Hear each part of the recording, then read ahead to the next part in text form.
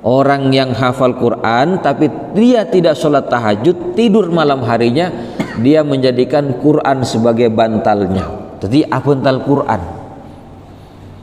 Padahal di waktu malam, di waktu sholat tahajud itulah kesempatan yang paling kuat, yang paling efektif untuk mengulang-ulang bacaan Quran. Seperti mana para sahabat. Makanya di kampung Nabi, di kampung Madinah, yaitu di kampungnya Nabi dan sahabat di Madinah, kalau di tengah malam, para jemaah sekalian, kalau sudah separuh malam terus ke belakang, itu adalah waktu di mana kampung ini bergemuruh malam harinya. Karena setiap rumah bangun sholat tahajud, rumah satunya orangnya bangun sholat tahajud, sehingga apa? Suara itu saling bersahutan, bergemuruh dengan baca Quran di saat tahajud tadi. Beda dengan kita, Pak, bergemuruh karena nobar.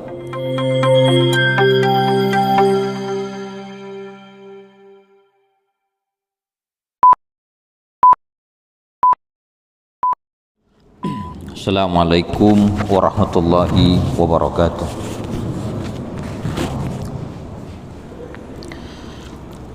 Alhamdulillah, nahmaduhu wa nasta'inuhu wa nastaghfiruh wa nastahdihi wa na'udzu billahi min syururi anfusina wa sayyiati a'malina, may yahdihillahu fala mudhillalah wa may yudlilhu fala hadiyalah. Asyhadu an la ilaha illallah wa asyhadu anna Muhammadan abduhu wa rasuluh.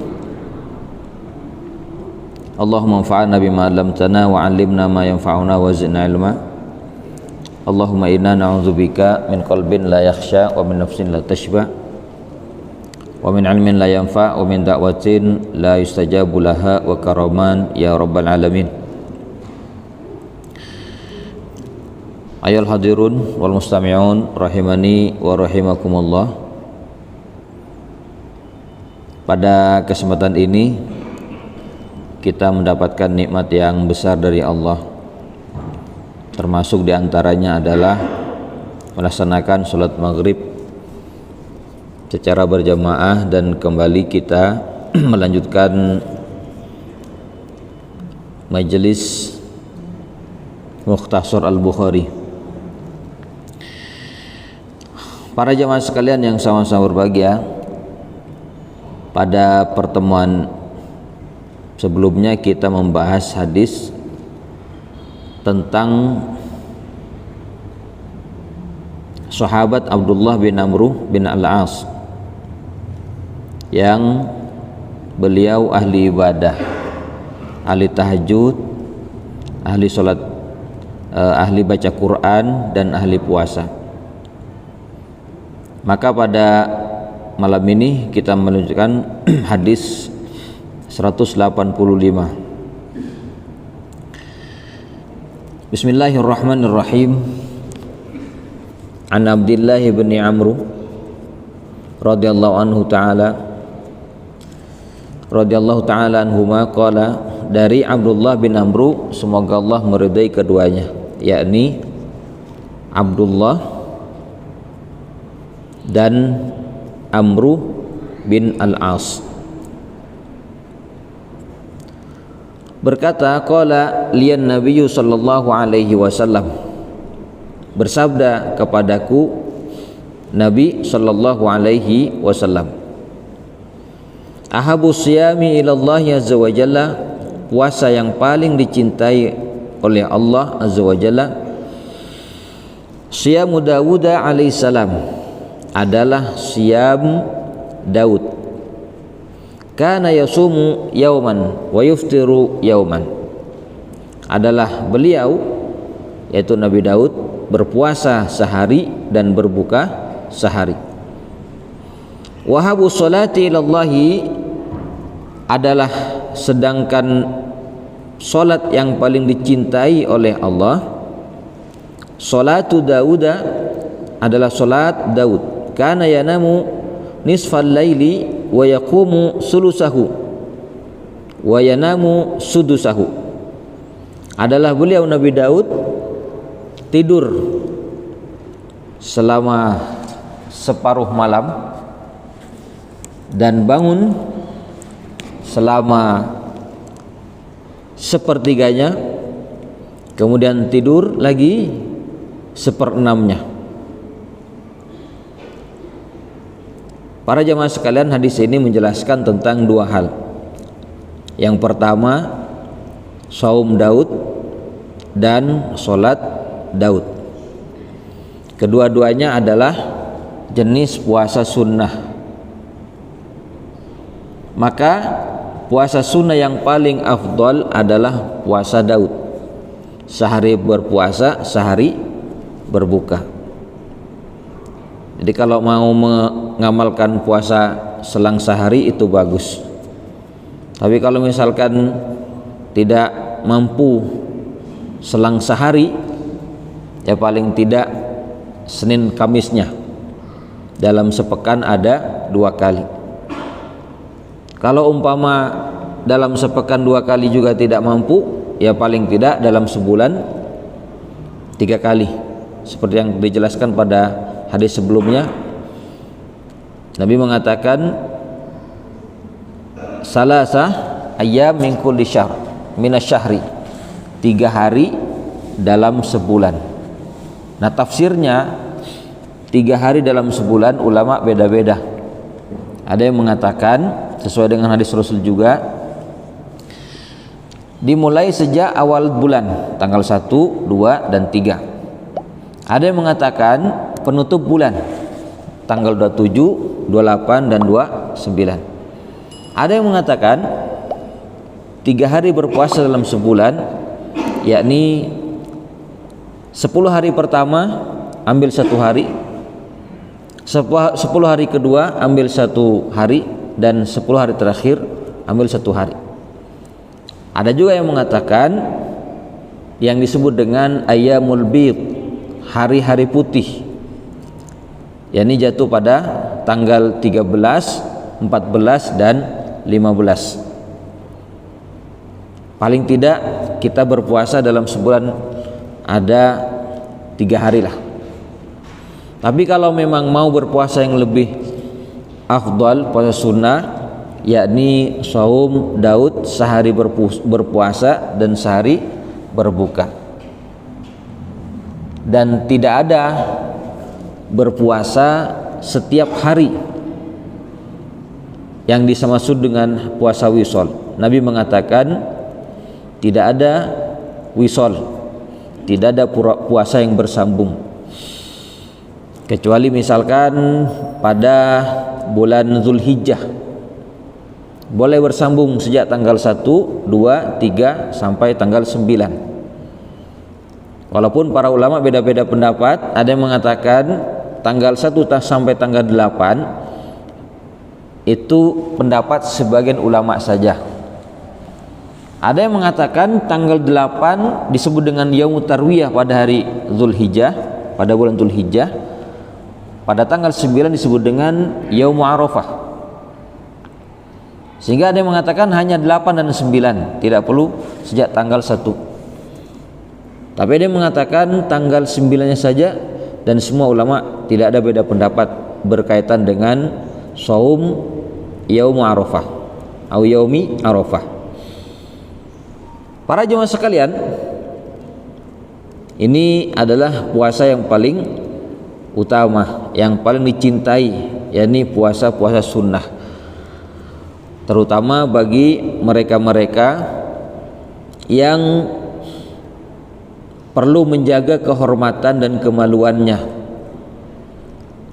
yakni yang belum menikah. Karena Nabi SAW mengatakan dalam hadisnya, ya ma'syarus syabab, man istata'a minkumul ba'at falyatazawwaj. Wahai pemuda, barang siapa di antara kalian yang mempunyai kemampuan al-ba'at. Ba'at itu artinya kemampuan secara fisik dan kemampuan secara ekonomi, hendaknya menikah. Nah, di sini menikah anjurannya sunnah. Walaupun nanti hukum menikah sendiri kan tergantung kondisi seseorang. Ada menikah sunnah, ada bahkan menjadi wajib, bahkan menjadi makruh, bahkan menjadi haram. Nah, tergantung kondisi seseorang. Tapi secara umum Rasul mengatakan tadi, wahai pemuda, siapa di antara kalian yang mempunyai kemampuan ba'at, hendaknya menikah. Fa innahu aghaddu lil basari wa ahsanu lil farji, karena dengan menikah bisa menundukkan pandangan dari yang diharamkan dan bisa menjaga kemaluan. Tapi kalau tidak mampu, hendaknya berpuasa. Fa innahu lahu wija, karena dengan berpuasa itu menjadi obat. Nah, ini kan maksudnya mun lakar tak mampu mungkin secara ekonomi, Pak. Secara ekonomi mungkin tidak mampu dan belum siap, tapi keinginan ada. Atau keinginan tidak ada, ekonomi juga belum mapan, tapi syahwat menggebu-gebu. Nah, alternatifnya Nabi mengatakan berpuasa, hendaknya berpuasa. Nah, di antara bentuk puasa yang perlu diamalkan bagi mereka yang punya syahwat yang menggebu-gebu supaya tidak ditularkan pada yang diharamkan, yakni ini perlu berpuasa Daud. Perlu berpuasa Daud. Nikah penting. Ya, kalau sudah menikah, kembali kepada kondisi masing-masing. Yang kedua, solat yang dicintai oleh Allah, solat sunnah adalah solat Daud. Dan ini bagian daripada solat qiyamul lail atau tahajud. Pada umat Rasul, pada Rasulullah SAW, solat Daud ini syariatnya adalah solat tahajud. Kita sering mendengar ayat wa minan laili fatahajjat bihi nafilatan lak asa ayyab'asaka rabbuka maqaman mahmuda. Dan di antara sebagian malam bertahajudlah kamu, semoga Allah mengangkatmu ke makom yang terbaik, yang terpuji. Ada banyak beberapa ayat berkaitan dengan anjuran-anjuran supaya kita ini membangunkan malam-malam kita. Misalkan Allah berfirman, innal muttaqina fi jannati wa uyun. Sesungguhnya orang-orang yang bertakwa nanti pada hari kiamat ada pada surga-surga dan mata air.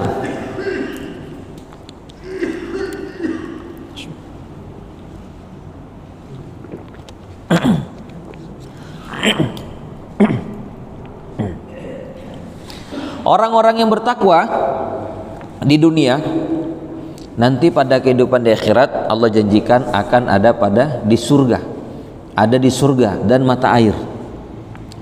Di antara ciri-ciri orang yang bertakwa, kanu qalilan minal laili ma yahja'un wa bil asari hum yastaghfirun, adalah mereka di waktu malam sedikit tidurnya dan di waktu sahur mereka beristighfar.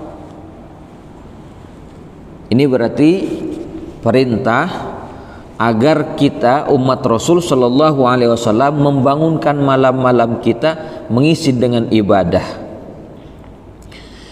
Bagi Rasulullah, tahajud sendiri adalah wajib. Karena memang di awal-awal Islam sebelum turun perintah untuk sholat yang 5 waktu, sholatnya Rasul ya sholat 2 rakaat, terutama kalau malam hari ya tahajud itu. Maka sholat tahajud bagi Rasul wajib. Sedangkan setelah turun ayat untuk sholat tahajud, maka sholat tahajud sendiri hukumnya sunnah. Namun ada sebagian ulama yang berpendapat, seperti misalkan Al-Imam Hasan Al-Basri rahimahullah, beliau mengatakan ketika beliau ditanya bagaimana orang yang hafidz Quran tapi dia tidak sholat tahajud, orang yang sudah hafal Quran saking taat tahajud, Pak, apa jawaban beliau?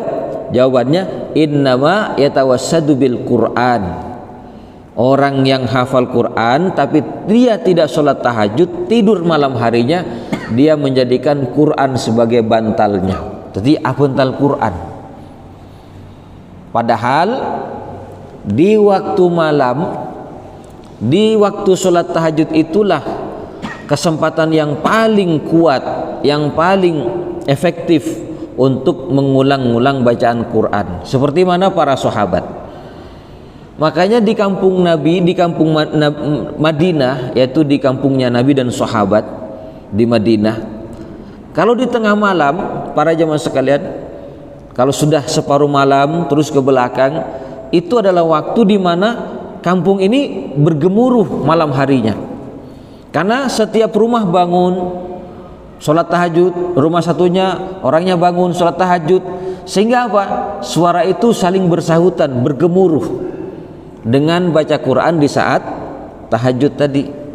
Beda dengan kita, Pak, bergemuruh karena nobar, nonton bareng.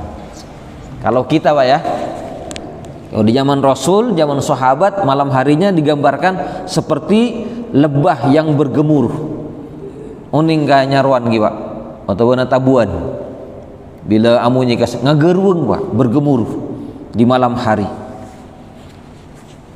Karena itu Allah Subhanahu wa taala mengatakan dalam surat Al-Muzammil, "Inna nasyiatal laili hiya ashaddu wat'an wa aqwamu qila."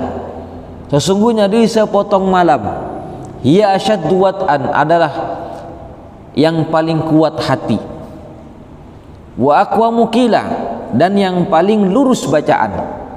Nah, ini ada rahasia dan telah diadakan pembuktian, penelitian bahwa kalau kita membaca Quran di malam hari atau mengulang atau menghafal pelajaran apapun, itu lebih tajam ingatannya dan lebih kuat dibanding ketika kita membaca di siang hari. Coba sampean misalkan nyoba tengah malam ngafal Quran atau menghafal apapun, biasanya kalau sudah ingat tidak langsung lupa pada waktu yang lebih panjang dibanding di siang hari, Pak. Mun di siang hari pas ngafal, Pak, hiruk pikuk dunia mengganggu pikiran kita. Tapi di tengah malam itu tenang hati, pikiran tenang. Karena apa? Di saat itulah waktu yang memang adalah waktu yang menenangkan, di mana rahmat Allah turun, malaikat bertebaran, sehingga sangat efektif untuk mengulang bacaan hafalan Quran, termasuk mengulang pelajaran, dan lebih lurus bacaan. Makanya diadakan penelitian, saya pernah baca itu, sekolah tinggi ya di Eropa, sebagian mahasiswa, ya mahasiswa dibagi dua, sebagiannya disuruh tidur malam dalam waktu beberapa bulan, sekitar 6 bulan lah, kira-kira 6 bulan. Malamnya jangan bangun sampai 6 bulan. Sebagiannya disuruh bangun malam dalam waktu 6 bulan. Ya, namanya bukan mahasiswa muslim, pokoknya mereka tidak sholat, yang penting bangun saja. Entah mau aktivitas apapun, yang penting bangun tengah malam. Pada 6 bulan kemudian ternyata mahasiswa yang sering bangun di tengah malam itu memiliki kecerdasan yang lebih daripada yang tidak bangun sama sekali. Lah bagaimana kalau umpama bangunnya itu dipakai untuk bermunajat, sholat tahajud, baca Quran, lebih menajamkan pemikiran, lebih menajamkan otak kita, Pak. Makanya orang-orang yang cerdas itu mesti bangun tahajud karena memiliki pemikiran yang tajam. Jadi menoreng soleh pas taat tahajud nih, bener orang soleh, Pak. Karena Nabi mengatakan di antara ciri orang soleh dabus solihin, tanda orang soleh dia mesti sholat tahajud. Nah, kalau sampean mau misalkan taat tahajud, kibeni orang soleh yang guan. Bahkan dikatakan oleh para ulama,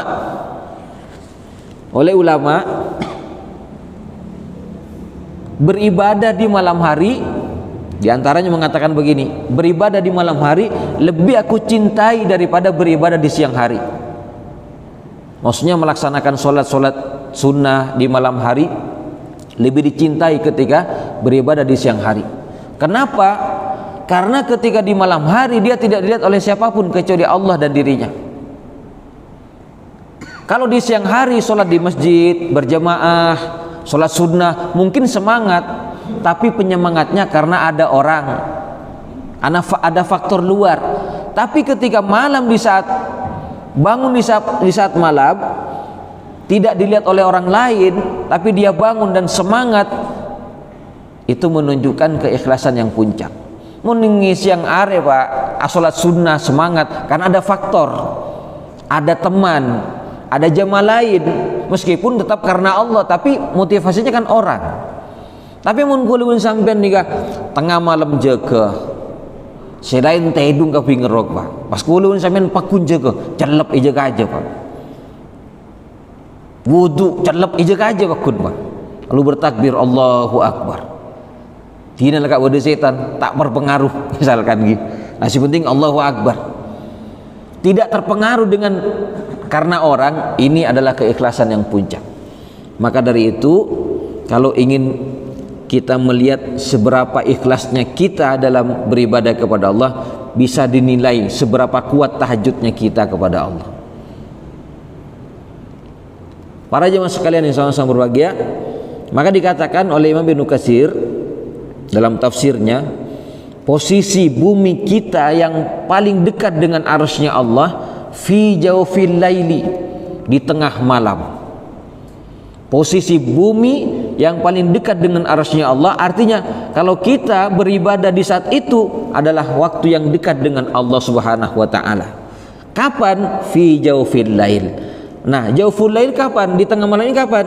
Maka dikatakan kalau di sini kana yanamu nisfal laili, adalah Nabi Daud tidurnya sampai separuh malam. Separuh malam itu kapan? Kalau umpama maghrib ya sekitar jam setengah 6, sedangkan subuh sampai jam 4 lah kurang lebih, berarti separuh malam sekitar jam 11. Dan itu yang dikerjakan Nabi Shallallahu Alaihi Wasallam. Mari Isya Rasulullah kadinto langsung ngasarin Pak, langsung tidur, sholat Isya sunnah langsung tidur. Nanti separuh malam Rasul bangun untuk tahajud. Lakuin sambian Pak, mari Isya napa laku nih? Adon candon, ningku TV, neku HP. Sedangkan Rasul 2 saja habis Isya yang dikerjakan. Kalau tidak langsung tidur, ya bercengkerama dengan istrinya. Itu Rasulullah. Pas bodoh orang Isya alasan, cuma lambat tak ada lampu. Beni masalah lampu tak ada lampu Pak. Kalau memang kita mau ikut sunnah Rasul yang betul begini dan sahabat, ya mari Isya mun ada aktivitas langsung tidur. Kenapa? Mempersiapkan tengah malam akan sholat tahajud. Makanya firman-Nya humil laila illa qalila nisfahu awingkus, bangunlah di malam hari separuhnya atau tambah atau kurangi, warattilil qur'ana tartila, dan baca Quran dengan tartil. Kapan? Ketika tahajud. Makanya Rasulullah kadinto Nabi tahajud kan, dalam riwayat itu Rasul pernah sholat tahajud 1 rakaatnya Rasul setelah baca Al-Fatihah yang dibaca Al-Baqarah, lalu setelah Al-Baqarah lanjut Ali Imran, setelah Ali Imran lanjut Al-Maidah, setelah Al-Maidah baru An-Nisa dibalik suratnya. Itu 1 rakaat. Berapa jam yang dibutuhkan waktu itu Rasul? Kadang Rasulullah posisinya berdiri. Dalam riwayat yang lain, ketika Rasul mau baca surat-surat yang panjang setelah Al-Fatihah, Rasul mengambil posisi duduk. Baru setelah selesai baca Quran, ketika mau ruku berdiri lagi dan takbir untuk ruku. Berarti membangunkan malam-malam untuk sholat tahajud itu kebiasaan orang-orang soleh. Laku leben sampean Mbak, misalkan tak mampu seperti Rasul semalam suntuk, misalkan tak mampu, paling tidak dengan bangun minimal sholat witir. Witir ini kan apa Pak? Witir itu minimal kan 1 rakaat karena ganjil. Cuman yang paling sering kita tahu 3 rakaat. Padahal boleh mau witir 5 rakaat. Kalau Sayyidah Aisyah pernah melaksanakan witir 7 rakaat dengan 1 salam. Paling banyak menurut Imam Ahmad 11 rakaat witir. Menurut Imam Syafi'i paling banyak 13 rakaat. Jadi misalkan tak kacapok telur rakaat, serakaat itu sudah witir Pak, cuman gitu termasuk cerai. Si awitir serakaat ini kan termasuk pelit bakhil. Bermamun pas misalkan tak jaga sekali Pak, pas ngaku orang soleh. Nah, nikah. Kembali kepada hadis Rasul Sallallahu Alaihi Wasallam. Karena yanamu nisfal laili, adalah Nabi Daud tidur sampai separuh malam. Wa yaqumu sulasahu, dan bangun untuk sholat qiyamul lail sepertiganya. Kemudian yanamu sudusahu, tidur lagi seperenamnya. Dan itu juga yang dikerjakan Nabi Sallallahu Alaihi Wasallam ketika separuh malam bangun, lalu tahajud menjelang subuh beberapa menit Rasul berhenti lalu tidur sejenak. Kenapa? Semalaman sholatnya hebat, berdirinya panjang, rukuknya panjang, i'tidalnya, sujudnya panjang-panjang, maka membuat penat badan. Nah, sebelum masuk waktu subuh beberapa menit Rasul tidur, dan posisi tidurnya tidur di atas telapak tangan dengan memberdirikan lengan begini Pak, ya miring begini. Kenapa? Karena kalau sudah waktu subuh datang, muazin subuh mengumandangkan azan, maka cepat bangunnya. Di sana nikah tidur. Benika bangku Pak, miring setelah. Ini Rasulullah Sallallahu Alaihi Wasallam. King kimun beda ahli tahajud itu hebat. Karena biasanya orang-orang yang ahli tahajud badannya oleh Allah dibikin sehat. Biasanya begitu. Tapi mun ge sagean pola tak watija ke tengah malam kan seni kawan. Karena memang begitu hikmahnya diadakan penelitian. Karena di malam hari malaikat turun bertebaran, rahmat Allah juga bertebaran.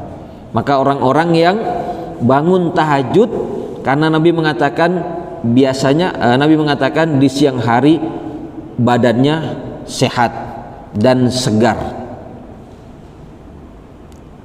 Ini hadis yang pertama. Semoga kita bisa membangunkan malam-malam kita untuk menjadi orang-orang yang senantiasa melaksanakan sholat qiyamul lail atau sholat tahajud. Hukumnya sunnah, tapi sebagian ulama mewajibkan bagi orang yang hafidz Quran. Nah, ini juga bisa dipraktekkan dalam menghafal Quran dengan cara sholat tahajud. Jadi ada metode Pak, menghafal Quran dengan cara sholat tahajud. Bagaimana caranya? Kan boleh para ulama, terutama Imam Ahmad, Imam Syafi'i, itu membolehkan sholat sambil melihat mushaf Quran. Sholat sambil melihat kepada Quran boleh. Yang tidak membolehkan itu Imam Malik.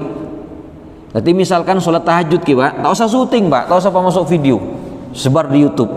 Gua HP boleh, kan fitnahnya besar. Bodoh sholat sambil gua HP misalkan. Nah, sehingga fitnahnya besar. Tapi kalau memang mempraktekkan fikihnya para ulama zaman dahulu, ada yang mengatakan sholat sambil baca mushaf Quran dengan bacaan yang panjang, melihat. Jadi dipersiapkan. Nah, ini juga bisa menjadi sarana untuk menghafal Quran. Bagaimana caranya? Misalkan ambil satu halaman, siapkan satu halaman, lalu baca, lalu takbir, baca Al-Fatihah. Setelah itu sambil melihat kepada halaman yang kita buka, satu halaman saja dibaca. Lalu ruku, Allahu Akbar, Samiallahu liman hamidah, dapat satu rakaat. Rakaat kedua boleh kita ulang bacaan tadi. Maksudnya apa? Sebelum kita menghafal, kita membaca berulang-ulang dalam tahajud. Nah, kalau umpama satu halaman kita ulang-ulang, ya, salam pertama baca ini, salam kedua juga baca ini, salam ketiga baca, insya Allah Pak, ini sudah terekam dengan sendirinya, dan ketika kita mau menghafalnya jauh lebih gampang ingatnya. Apa boleh membaca ayat berulang-ulang? Boleh. Dan itu dikerjakan oleh Rasul Sallallahu Alaihi Wasallam. Pernah Rasulullah itu dalam sholat tahajud yang dibaca cuma satu ayat, Setelah Al-Fatihah dibaca satu ayat, diulang-ulang terus. In tu'adzibhum fa innahum ibaduk wa in taghfir lahum fa innaka antal azizul hakim. Diulang lagi, in tu'adzibhum fa innahum ibaduk. Menangis Rasulullah sampai membasahi jenggotnya air matanya. Diulang-ulang terus sampai menetes itu air mata. Artinya apa ayatnya? In tu'adzibhum fa innahum ibaduk. Kalau engkau ya Allah menyiksa mereka, mereka adalah hamba-hambamu. Sambil Rasul ingat umatnya sebenarnya. Jika engkau ya Allah mengampuni mereka, maka engkau maha perkasa lagi, maha bijaksana. Diulang lagi ayatnya. Entah berapa kali, pokoknya dalam satu rakaat ayat ini yang diulang-ulang dalam surat Al-Maidah. Kenapa? Ingat umat Rasul sallallahu alaihi wasallam. Diulang-ulang, menangis Rasulullah, ruku masih menangis, i'tidal masih menangis, sujud pun masih menangis, air matanya mengalir. Bahkan selesai sholat Rasulullah sallallahu alaihi wasallam, kan tadi tidur sebelum subuh, masih menangis Rasulullah. Sampai diketahui, ditanya oleh sahabat Bilal, ya Rasulullah engkau menangis. Saya menangisi umatku dengan mengulang satu baca ayat, satu ayat diulang-ulang. Berarti boleh mengulang ayat, ya termasuk tadi Pak, ya sebelum dihafalkan diulang-ulang. Insya Allah akan terekam pelan-pelan dalam otak kita. Nika bunyi berat anak-anak muda situ pun montrom praktikkan menghafal dengan cara ini boleh. Saking mun bisa tak usah divideokan disebar misalkan. Kan ada orang asolat mempraktekkan sambil baca Quran pegang HP Pak, aplikasi, kan jadi fitnah bagi orang yang tidak tahu. Ya, akhirnya kan fitnahnya apa? Bid'ah solat sambil pegang HP. Padahal boleh sebenarnya, cuman kan jadi fitnah karena ini masalah beda pendapat.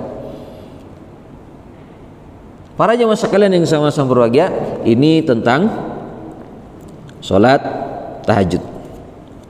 Kita lanjut pada hadis yang kedua, 186. Kare sanapa menit. An Abi Dzarrin radhiyallahu anhu qala qultu ya Rasulullah. Dari Abu Dzar radhiyallahu anhu berkata, aku bertanya, ya Rasulullah, ayu masjidin wudi'a awal? Masjid apa pertama yang dibangun? Qala al-Masjidul Haram, menjawab Masjidil Haram. Qultu summayun, aku bertanya, kemudian apa lagi? Qala summal Masjidul Aqsa, kemudian Masjid Al-Aqsa. Qultu kam kana bainahuma, aku bertanya berapa antara keduanya? Qala, bersabda, arba'un, 40, maksudnya 40 tahun jaraknya. Summa, kemudian, haitsu adrakat kasolatu fasolli, kemudian di mana saja kamu mendapatkan waktu solat di situ. Wal ardu laka masjidun, sedangkan bumi bagimu adalah masjid. Berarti di sini kita membicarakan tentang masjid. Semoga waktunya cukup. Yang pertama, masjid yang dibangun kata Rasul sallallahu alaihi wasallam Masjidil Haram. Siapa yang membangun? Dari beberapa riwayat-riwayat yang dijelaskan, ada yang berpendapat yang membangunnya adalah malaikat atas perintah Allah. Dalam hadis yang lain mengatakan Allah Subhanahu wa taala memerintah malaikat Jibril menyampaikan kepada Nabi Adam agar membangun rumah ibadah. Lalu Nabi Adam membangun, kemudian setelah itu tawaf bersama dengan Hawa. Ada yang berpendapat Nabi Syis. Wallahu a'lam bishawab, itu pendapat. Yang pasti rumah ibadah pertama yang dibangun adalah Masjidil Haram, yang dulunya bernama Bakkah, sekarang bernama Makkah. Qultu, aku bertanya, summa ayun, kemudian apa lagi? Qala, bersabda, summal Masjidul Aqsa, kemudian Masjid Al-Aqsa. Berapa jaraknya antara keduanya? Arba'un, 40 tahun. Kata Nabi SAW, summa haitsu adrakatka sholatu, kemudian di mana saja kamu mendapati sholat, fasolli, ya sholat di situ. Wal ardu laka masjidun, karena bumi ini adalah masjid bagimu. Berarti para jamaah sekalian, ada dua masjid. Ada masjid yang dibangun, ada masjid yang tidak dibangun. Masjid yang dibangun ya seperti ini, Masjidil Haram, Masjid Al-Aqsa, Masjid Nabawi, termasuk ini Masjid Darussalam dibangun. Rasul bersabda, innama bunyatil masajidu lima bunyat lahu. Masjid dibangun itu untuk apa? Untuk ibadah, untuk melaksanakan sholat berjamaah. Maka orang-orang yang bertetangga dengan masjid, kata Ali bin Abi Thalib, tidak dianggap sholat kecuali sholatnya di masjid. La sholata li jaril masjidi illa fil masjid. Tidak dianggap sholat bagi orang yang bertetangga dengan masjid kecuali di masjid. Kila, ada yang berkata, man jarul masjid, siapa orang-orang yang bertetangga dengan masjid? Qala, berkata, man sami'an nida, orang yang mendengar panggilan sholat. Kalau zaman dahulu muadzin itu di menara, azannya di menara. Kalau sekarang tidak pakai menara, tapi ada apa? Pengeras suara, Pak. Berarti kalau sesumnep ini mendengar azan di mana-mana, berarti semuanya tetangga masjid mulakar sadar nikah kubus sawa ramai masjid seperti sholat Jumat. Kengpon isagi.